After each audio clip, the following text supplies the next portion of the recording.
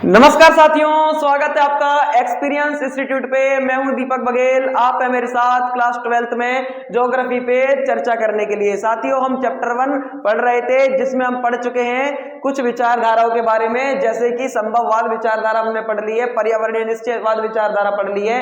इसी के साथ हमने रुको और जाओ विचारधारा यानी कि नव निश्चयवाद विचारधारा के बारे में भी पढ़ चुके हैं। साथियों, अब हम पढ़ने जा रहे हैं कुछ दो महत्वपूर्ण से टॉपिक। देखिए जरा, पहला है 1950 के दशक में कौन सा उपागम प्रभावी रहा। साथियों, 1950 के दशक में जो कुछ नए स्थानीय संगठनों का उदय होता है, क्योंकि सेकेंड वर्ल्ड वॉर जैसे समाप्त होता है तो नए राष्ट्र आजाद होते हैं और सेकेंड वर्ल्ड वॉर के बाद दो नई महाशक्तियों का यानी विश्व के दो नए आकाओं का जन्म होता है, यानी कि सामने महाशक्तियां आती हैं, जैसे अमेरिका और सोवियत संघ। साथियों, अमेरिका और सोवियत संघ ने अपने कई सैन्य गठबंधन बनाए। इसी के साथ साथ जो अल्प विकसित देश थे उन्होंने अपने विकास के लिए कुछ क्षेत्रीय संगठन स्थापित किए, यानी कि स्थानीय संगठन बनाए। तो इसलिए हम कह सकते हैं कि 1950 से 60 का दशक स्थानीय संगठनों का उदय का दशक था।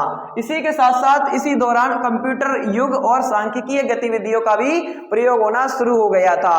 रीजन ये था क्योंकि अब मानव विकास को एक तरीके से मात्रात्मक तरीके से मापने के लिए और मानव विकास में एक बेहतरीन तरीके से गुणात्मक परिवर्तन लाने के लिए भी सांख्यिकीय गतिविधियां जरूरी थी, इसीलिए इनका प्रयोग होना शुरू हुआ।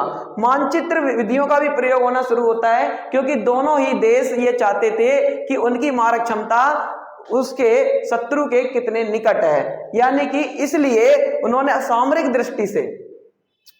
दृष्टि से मानचित्रिक गतिविधियों का प्रयोग होना शुरू हो चुका था। इसी के साथ 1970 के दशक में कौन सा उपागम प्रभावी रहा, एक ये क्वेश्चन भी देखने को मिलता है। बहुत ही आसान है, क्योंकि देखिए 1970 के दशक में भारत में कुछ क्रांतियां हो रही थी, जैसे कि 1960 का दशक जहां अंत होता है, अंत होते होते वहां पे हमने हरित क्रांति को देखा, फिर उसके बाद समग्र क्रांति को देखा। इसी के साथ साथ कुछ अन्य कई सारी क्रांतियां थी जिन्होंने पूरे भारत को प्रभावित किया। अब पूरे भारत को प्रभावित किया, इसी के साथ साथ पूरा विश्व भी प्रभावित हुआ। इसीलिए कहा गया है कि मात्रात्मक क्रांति से उत्पन्न असंतुष्टि, क्योंकि मात्रात्मक क्रांति से लोगों को क्या था, ज्यादा लाभ नहीं मिल रहा था। इन सभी जो क्रांति हो रही थी ज्यादा लाभ नहीं मिल रहा था, और जो मिल रहा था वो बहुत धीमी गति से मिल रहा था, इसीलिए लोगों में असंतुष्टि उत्पन्न हो गई थी। तो इसीलिए कहा गया है कि मात्रात्मक क्रांति से उत्पन्न असंतुष्टि से तीन नई विचारधाराओं का उदय हुआ। पहली विचारधारा थी मानवतावादी विचारधारा, दूसरी अमूलवादी यानी रेडिकल विचारधारा, और तीसरी व्यवहारवादी विचारधारा।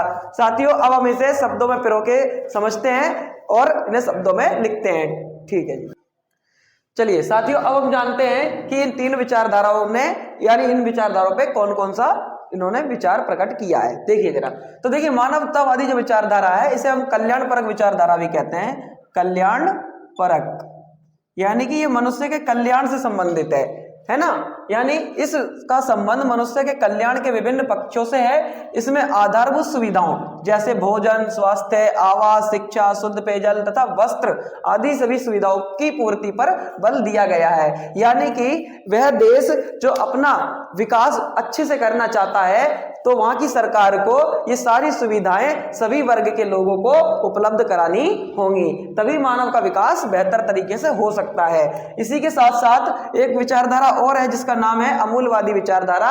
इसको रेडिकल विचारधारा के नाम से भी जाना जाता है, और यह मनुष्य के सामाजिक कल्याण पर जोर देती है, यानी मनुष्य के समाज पर, सामाजिक विकास पर बल देती है। जैसे निर्धनता और निर्धनता के कारण बंधन। साथियों, जो सबसे बड़ा बंधन है ना, निर्धनता ही है। आज अगर किसी व्यक्ति के सामने कोई रुकावट है तो सबसे बड़ी रुकावट है उसकी धन, क्योंकि वो उसको धन की बहुत जरूरत है, क्योंकि धन होगा तो वो अपनी कई सारी इच्छाओं की पूर्ति बड़ी आसानी से कर सकता है। तो सबसे पहले जो प्राथमिकता है वो धन की है, इसीलिए इन्होंने कहा है कि निर्धनता और निर्धनता के कारण बंधन वह सामाजिक असमानताओं की समस्याओं को कम करने पर बल देती है। कौन सी विचारधारा? तो रेडिकल विचारधारा। इसके लिए कार्ल मार्क्स के सिद्धांत का उपयोग किया जाता है। साथियों, कार्ल मार्क्स ने साम्यवादी विचार को यानी मार्क्सवाद जो विचार है वो कार्ल मार्क्स का ही विचार है, और इसके लिए इन्होंने किसका पूंजीवाद को इसका कारण माना है। यानी समाज में जो असमानता फैल रही है, गरीब और अमीर के बीच की जो खाई बढ़ रही है, इसके लिए पूंजीवाद का विकास यानी पूंजीवाद का विस्तार उत्तरदायी माना गया है, जिम्मेदार माना गया है। तो अगली विचारधारा है व्यवहारवादी विचारधारा। यह मनुष्य के व्यवहार पर बल देती है कि मनुष्य को किसी भी जाति, प्रजाति, धर्म व लिंग पर आधारित कोई भेदभाव या कोई असमानताओं को अपने व्यवहार में नहीं अपनाना चाहिए, क्योंकि इससे मनुष्य के समाज में हीन भावनाएं पैदा होती हैं और समाज के सभी वर्गों के विकास के लिए इस विचारधारा को अपनाना चाहिए, यानी कि किसी भी प्रकार के भेदभाव को हमें नहीं रखना चाहिए। चलिए तो आगे पढ़ते हैं अब जरा। चलिए साथियों, अब हम जानते हैं एक और क्वेश्चन है जो कि हमारे पेपर में आता है, जैसे प्रौद्योगिकी के विकास में प्राकृतिक ज्ञान की क्या आवश्यकता है। साथियों, मनुष्य ने साइंस में जो भी प्रौद्योगिकी बनाई हो, जो भी उसने टेक्नोलॉजी का आविष्कार किया है, उसके लिए उसने सबसे पहले प्राकृतिक ज्ञान को ही समझा है। जैसे मनुष्य ने डीएनए की खोज की, डीएनए की खोज से मनुष्य ने क्या किया है, उसके बारे में जाना, उसकी जांच पड़ताल की और फिर मनुष्य कई प्रकार की महामारियों पर विजय प्राप्त करने के लिए सक्षम हुआ। इसी के साथ साथ मनुष्य ने द्रुत यानी तेज गति से चलने वाले वाहनों को विकसित करने के लिए वायु के वेग को समझा। जो जैसे कि साथियों आपको पता है कि ट्रक का शीशा जो बिल्कुल इस प्रकार से होता है, तो सीधा होता है, तो उस पे जो हवा का प्रेशर जो होता है, वायु का प्रेशर जो होता है, वो ज्यादा लगता है। इसके लिए मनुष्य ने तेज गति से चलने वाली कुछ इस प्रकार से नुकीली टाइप की क्या बनाई है, गाड़ियां बनाई हैं। जैसे कि ज्यादातर महंगी जो गाड़ियां होती है वो ज्यादातर नुकीली क्यों होती है, आगे को झुकी हुई क्यों होती है, ताकि वो हवा को चीरते हुए आगे बढ़ जाए। और ये इसी प्रकार की टेक्नोलॉजी के लिए मनुष्य ने प्रकृति के ज्ञान को समझा है। इसी के साथ साथ जैसे मनुष्य ने आग का आविष्कार किया, तो आग के आविष्कार के लिए मनुष्य ने घर्षण के वेग को समझा, घर्षण और वायु के दोनों के महत्व को समझा और तभी मनुष्य ने आग का आविष्कार कर पाया है। ठीक है, चलिए अब हम आगे पढ़ते हैं। चलिए साथियों, अब हम पढ़ने जा रहे हैं मानव भूगोल के क्षेत्र और उपक्षेत्र।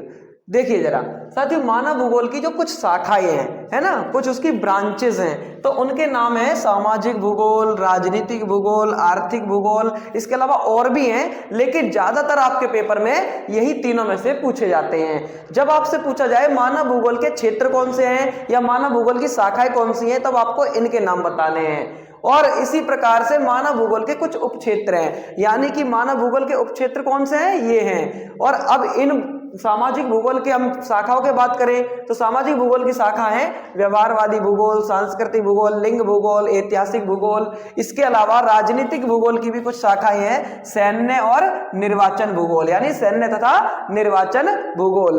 अब हम बात करते हैं आर्थिक भूगोल की, तो आर्थिक भूगोल की भी कुछ शाखाएं हैं, संसाधन भूगोल, कृषि भूगोल, उद्योग भूगोल, पर्यटन भूगोल। यानी कि ये जो मानव भूगोल की क्षेत्र है, मानव भूगोल की शाखाएं हैं, इनकी भी शाखाएं हैं, जैसे ये सारी मैंने आपको अभी समझाई हैं। ठीक है साथियों, इसी के साथ अब हमारा चैप्टर ये होता है कंप्लीट। और साथियों, अब हम अगला चैप्टर लेके आएंगे, उसके लिए आप हमारे साथ जुड़े रहिए और इसी के साथ हमारी वीडियो को लाइक करें, शेयर करें, सब्सक्राइब करें और हमारे चैनल से जुड़े रहने के लिए बहुत बहुत धन्यवाद। साथियों, अपना व्यक्तित्व कुछ इस प्रकार बनाएं कि देश को आप पर गर्व महसूस हो।